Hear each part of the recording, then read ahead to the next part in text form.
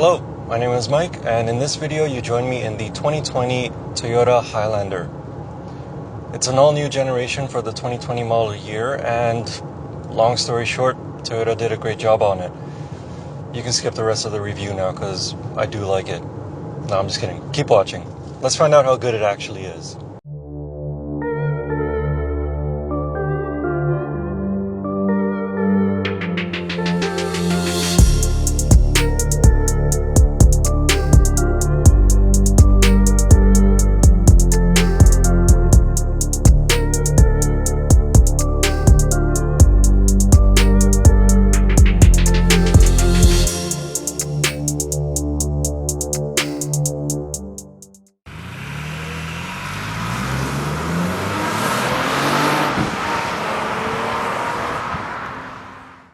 The Toyota Highlander is available with two engine options. You can get a 4-cylinder hybrid, or you can get what I have here, a naturally aspirated V6 that produces 295 horsepower and 263 pound-feet of torque. That's good for 5,000 pounds of towing across all of the trim levels with the V6.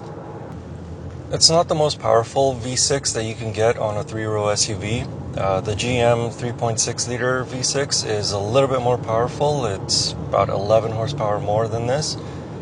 But with the 8-speed automatic that's mated to this engine, the transmission does a good job of keeping the engine in its torque band when you really need the power, or keep the RPMs really low when you want to save fuel, like when you're on the highway. Speaking of fuel economy, it is rated for 8.6 liters per 100 kilometers on a highway and 11.7 liters per 100 kilometers in a city. And I can tell you that those numbers are actually very achievable. I've been driving it now for about 300 kilometers and I'm averaging 10.7 liters per 100 kilometers on a 50-50 combined cycle. But if you're wanting for more fuel savings, the hybrid version of the Highlander can achieve a fuel economy rating of around 6.6 liters per 100 kilometers. That's very good for a 3-row SUV. The 2020 Highlander sits on a new platform and can be equipped with real torque vectoring. Despite that though, it's not the most engaging 3-row SUV to drive. That honor still goes to the Mazda CX-9. But it is an easy SUV to drive. During long road trips, that's what really matters most, and along with comfort.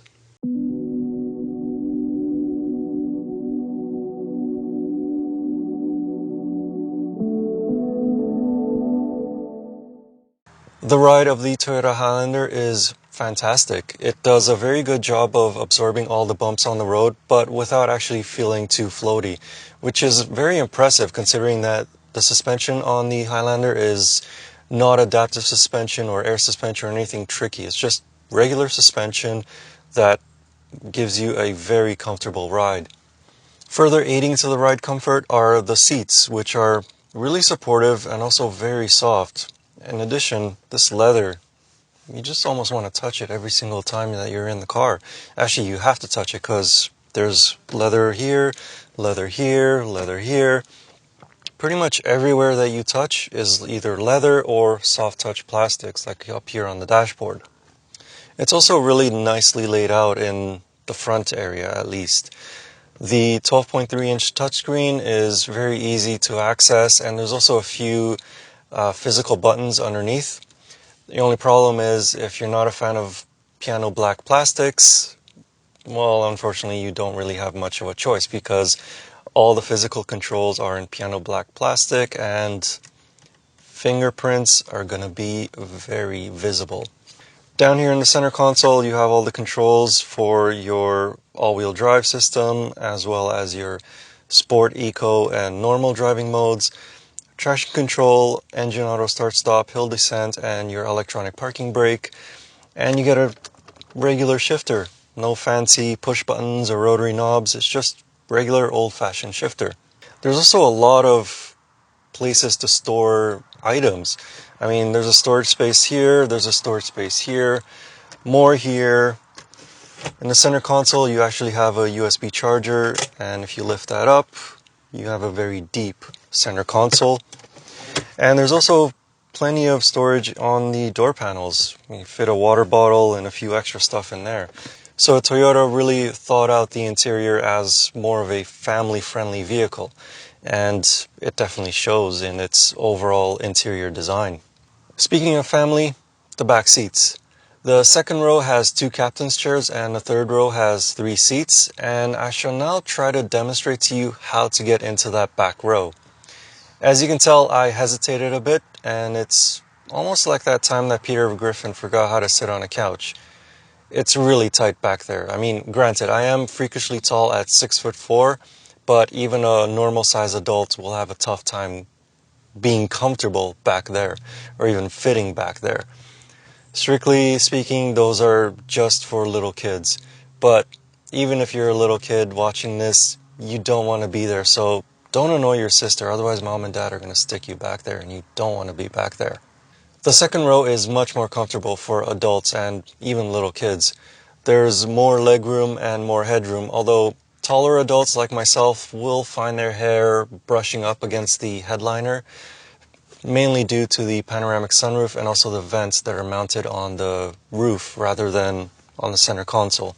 But even so, plenty of space. You can go for long journeys sitting back there without any problems. Trunk space behind the third row is a little bit on the tight side at 454 liters, although it's not quite as small as the Mazda CX-9. But fold those rear seats down if you don't need them and you'll get 1,150 liters of cargo volume.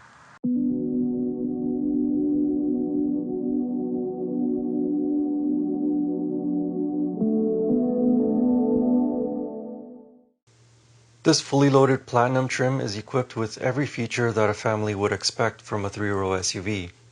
Navigation, heated and ventilated front seats, heated rear seats, a panoramic sunroof, power liftgate, and so on. It's all there.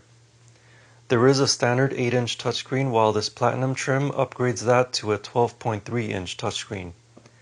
The resolution of the screen is good, but the design of the infotainment itself looks really dull and dated. A good graphics update should make it look like it belongs in the 2020s rather than the 2010s. The exterior has a lot of smooth curves and lines, unlike its little RAV4 brother, which looks to have been styled by only using a ruler. The Toyota Highlander has a more grown-up look, but that front grille looks as though it's disapproving of everything. However, beauty is in the eye of the beholder, and I'm okay with the design of this 4th generation Highlander. As for that paint, it's not actually black. It's called opulent amber, and it's more of a dark burgundy under direct sunlight. It's just hard for the camera to pick that up. The 2020 Toyota Highlander starts at $40,000 Canadian and can go all the way up to $54,000 Canadian with this V6 engine. That price is actually not too bad. It's very comparable with other three-row SUVs. The Kia Telluride, the Hyundai Palisade, the Honda Pilot, and maybe even the Mazda CX-9 are all comparable to this, although with the CX-9 it does drive better than the Highlander, but it doesn't quite have the amount of space that this Highlander has. So out of those SUVs, is the Highlander the best one to get? Well, that's debatable, because the Kia Telluride and its sister, the Hyundai Palisade, are very good SUVs, as is the Honda Pilot. It's a very good family-friendly SUV. This, I'm sure, is going to sell really well because, well, it has a Toyota badge on the front. But is it quite the best? It's really hard to say. Definitely take a look at the Kia Telluride and compare it with the Toyota Highlander and just make up your own decision. For me personally, I don't really like the look of the Kia Telluride, so I'd probably go for the Highlander.